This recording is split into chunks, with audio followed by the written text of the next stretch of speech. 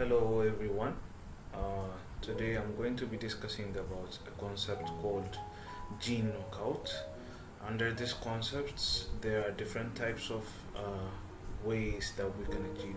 Actually, there is a certain way that we can achieve a gene knockout, and what are its applications, what are the things that are needed to perform this gene knockout, and its advantages and disadvantages. So, when we come to its introduction, gene knockout is a genetically engineered organism that carries one or more genes in its chromosome that have been made inoperative. So, what basically means is we're going to be the basic concept in a very layman's term is we're going to be trying to understand the functionality of a given gene. So, in order to understand the functionality of this gene, we're going to take this gene out of the specific organism's body. So, in order to do that, we're going to follow certain types of steps that will help us, such as homologous recombination steps that would help to modify the genome of the living organism. So basically, in this step, we knock out that specific gene so that by the gene being knocked out would help us to understand what the functionality that the gene used to have in that specific organism's body. So generally, this is the main idea of gene knockout. So as I said before, knockouts are basically used to study the function of specific genes. This is achieved by removing the gene or inducing a mutation that disables its expression. So for this, there are other types of gene disruptions as well apart from gene knockout. Gene knockout basically, one thing to mention is gene knockout basically removes or it takes out the entire gene out of the body. It doesn't not silence it, rather it takes it out. When we come to the concept called gene knockdown, even though the two seem very similar in their names, gene knockdown doesn't really take out that specific gene out of the body. Rather, it reduces or it omits the expression of that gene. That can be done or that can be achieved by a process of by a method of RNAi, and the other one is gene knocking. Unlike the other two, the gene knock-in it's actually the inverse of the two. So what the gene knock-in is, as the name implies, it replaces one allele or one gene. Basically, we will place that gene like in the genetic sequence of that organism's body so that we can understand how the gene interacts with the neighboring proteins, and so that we can understand the functionality of the gene as well. So the three should be identified so that we can have a better understanding of the concept. As I mentioned before, a conditional knockout will allow a gene deletion in a tissue in a specific manner. So if we're talking about knocking out two genes, that can be described as double gene knockout, three genes triple, and four genes a quadruple knockout. So when we come to the history, you might want to ask who came up with this very interesting concept. So there are three people who came up with this concept, and for this concept, they actually won a Nobel Prize in the year 2007.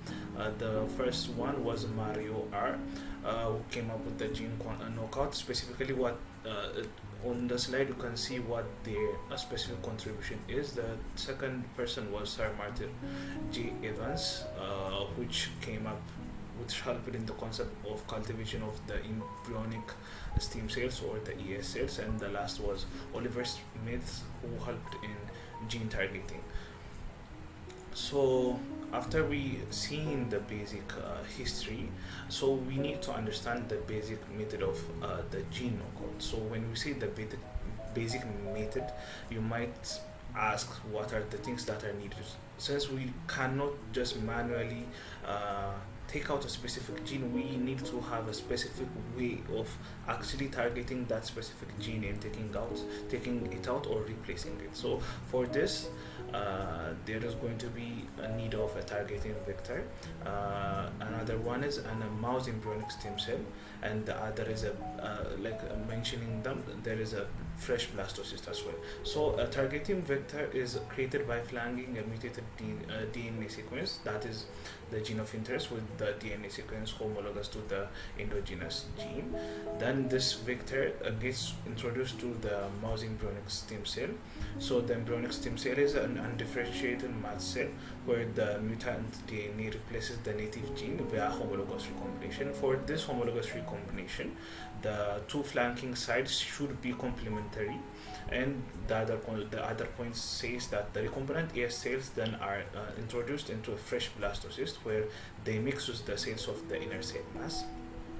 Then the next step will come, such as the blastocyst is then implanted into the uterus of the pseudopregnant female, that is the recipient mouse. We normally mention them as a recipient mouse, and the pups are then produced.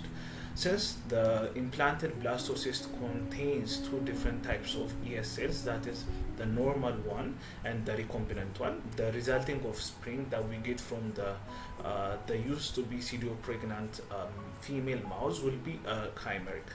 So this means some cells of this chimeric mouse will be containing this transgene, and while the others will not have. So the chimeric pups are then crossed with the wild type animals.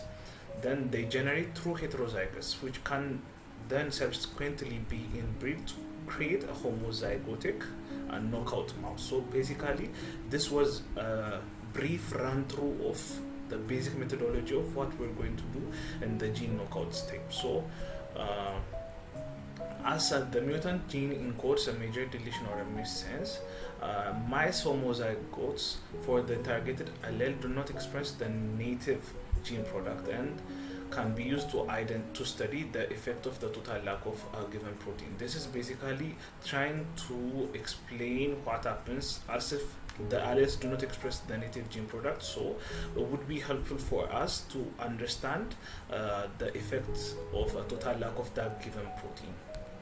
So in the screen you can see that from a blastocyst culture from inner cell mass of mouse blastocyst will be taken. Then this will be transferred by electroporation method, transferred with foreign DNA. Then we select them. Then we inject this transgenic ES cells into the inner cell mass. Then after this step, we implant it into a pseudopregnant female. Then after that, this pseudopregnant female will be giving the pups, and the pups will be bred homozygosally with the wild type, at the end giving us the desired type of knockout mouse. So when we get in depth, we can ask, how do we generate this knockout mouse? So as I mentioned before, it's a type of multi-step process. It begins with generating a targeting vector, which gets transferred by electroporation into the ES cells. As I mentioned before, the ES cells are undifferentiated cells isolated from the inner cell mass of a blastocyst. Then these ES cells are cultured and analyzed for the presence of this homologous recombination DNA sequence. That is, the targeted ES cells are then injected into the blastocyst stage embryos. So when we're generating a targeting vector, we may ask, what is a targeting vector? It contains a piece of DNA that are homologous to the target gene, but we just are inoperative right now. So for this, we cannot just manually, since there is going to be small flanks of homologous recombinant homologous to that of our targeted gene, we need to have a specific way of selection. For the specific way of selection, two types of selection markers are taken, that is known as a positive and a negative selection. For the positive selection, we take a neomycin phosphotransferase and newer gene, and for the negative selection, we take an HS3 thymidine kinase gene respectively. So on the screen, you might see the positive selection.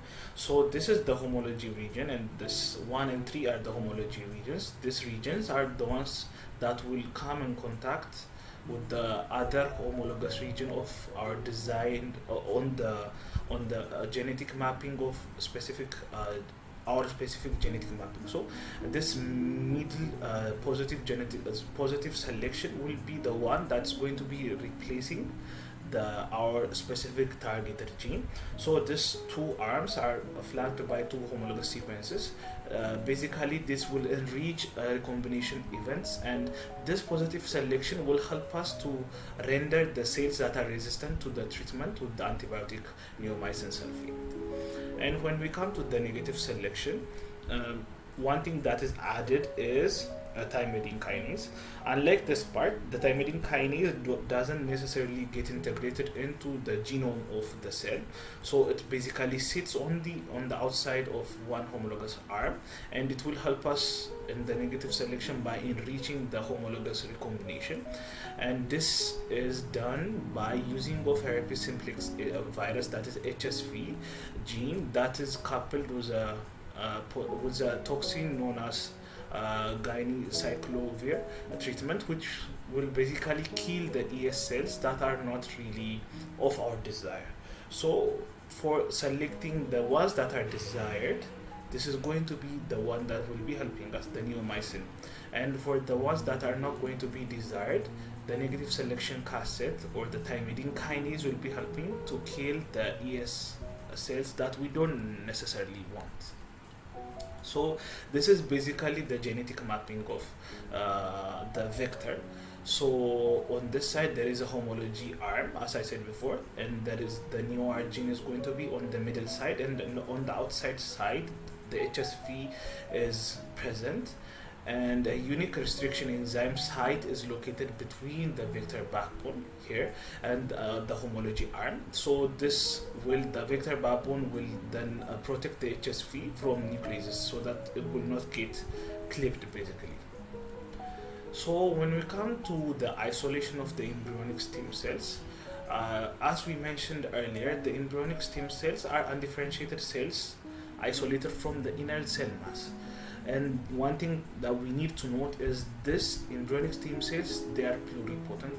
What do we mean by pluripotent is that they are immature stem cells that are capable of giving rise to several different types of cell types. So one thing that has been found is in the presence of LIF or cytokine leukemia inhibitor factor, it helped to ensure that these ES cells don't differentiate in vitro.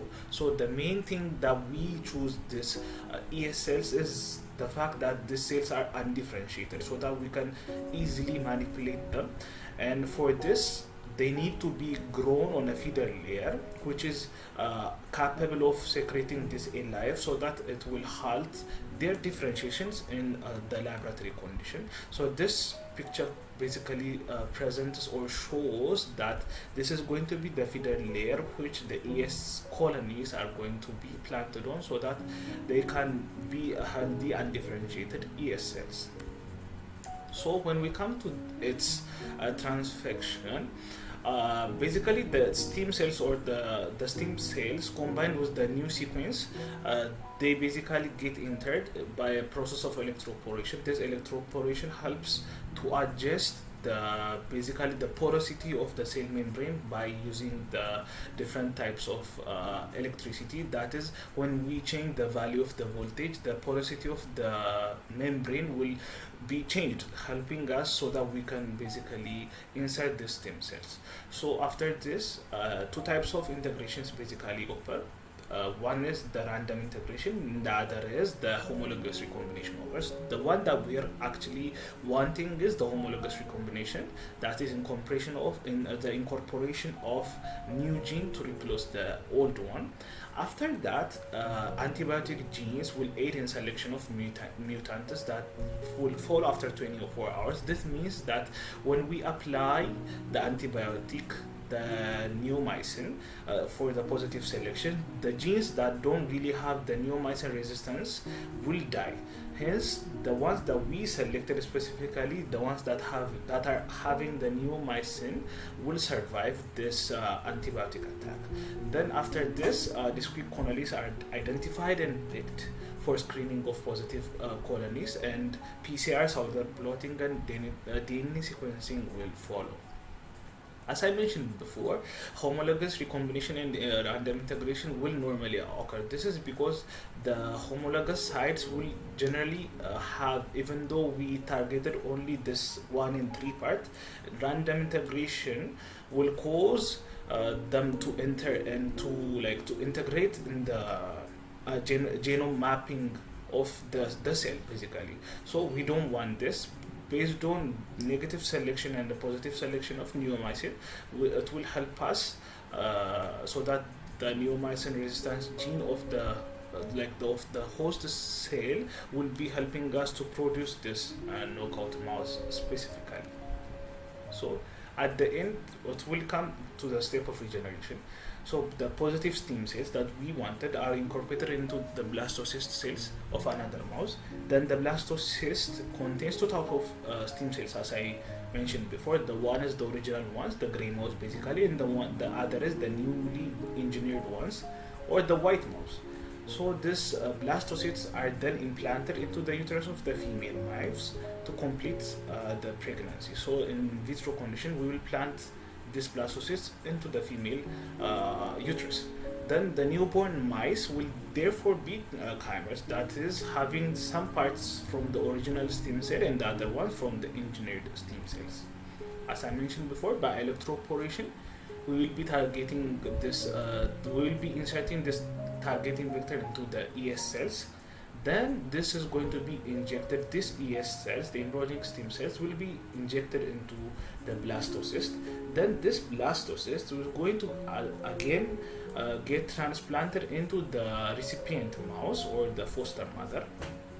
Then this foster mother will give birth to different types of mice. Then this mice, from their coloring or from their coating, we will be helping us to identify this chimeric pups based on their coat color. Then after that, after we identify this coat color, then we will follow basically we will follow breeding this chimeric mouse with the wild type mouse, so that this follows germline transmission of a targeted mutation. So as I mentioned before, this is basically the overall step that is displayed diagrammatically on the slide. One major step of side, we can have basically two types. One side is, step one is the gene targeting into the ES cells and making the targeting vectors and transfection ES cells and the like. After that, after we are done with this part of the process, the second step will come from the ES established cells. The other part will come into the targeting the mice. Then after that, we will follow again a very, as I mentioned before, it's a very multi-step process. So after that, at the end, we will be having our desired knockout mouse as well as the normal mouse, since we are going to be mating the normal mouse with that of the chimeric mouse. So we may ask, what are the application of this gene knockout? As the major application is to test the specific function of a particular gene, that is to monitor the effects of the particular gene. This in return will help other researchers and other physicians to look at drugs and what basically the drug's functionality would be on that specific gene. For example, on different types of disease such as obesity, arthritis, Parkinson's disease, and the like. And when we come to this advantage and disadvantage, one thing is it's very highly specific. As we mentioned before, types of positive selection and negative selection helps us to be very highly specific. And the second one is recessive alleles, which are not really dominantly expressed, will be useful to be studied easily. And the third one is it may lead to the discovery of next generation therapies for curing numerous types of disease that are based on novel targets from the human genome. And if we come to the disadvantages, microinjection, one of the core processes, it requires a specialist and expensive equipment and highly trained personnel. And the other disadvantage is the process is very time consuming. As it is a very multi-process and interlinked process, it's very time consuming, which would be taken as a shortcoming, and the other is, since it's time consuming and since it's a very multi-process, it's also expensive and very labor intensive. So not only a disadvantage in the science community, there are concerns since it's a trial and error process. There always be concerns. So one of the concerns is the gene may serve a different function in adults that in the developing embryo. Basically, the gene may have a different type of function in that of humans than that of the actually developing embryo. And the other one is the knocking out a gene also may fail to produce an observable gene in the mouse, or may even produce different characteristics from those of that are observed in the humans, of which are the same gene, which is inactivated as I mentioned before. And the third type of concern that would come is many knockout mice, since it's a very multi-step process. One of them, they might die while the researcher still hasn't really have a chance using this experiment, using this model for the experimentation. And the fourth one would be religious concerns. So when we come to the case study that we took upon, the case study is entitled Transgenic and Knockout Mice Models to Reveal the Functions of Tumor Suppressor Genes. So this case study basically showed that how this knockout mice would be helped in tumor suppressor genes. So tumor suppressor mouse models are very most frequently used in animal models in the cancer research, and this anti-tumorigenic functions of this suppressor genes and their role in development and differentiation and inhibition of oncogenes are discussed. And they tried to summarize basically the importance of using this type of transgenic and knockout mouse models for this tumor suppressor genes. And widely this type of mice are used in study of cancer and the like. And these are the types of the references that I used while preparing this video. So I would like to say thank you for tuning in.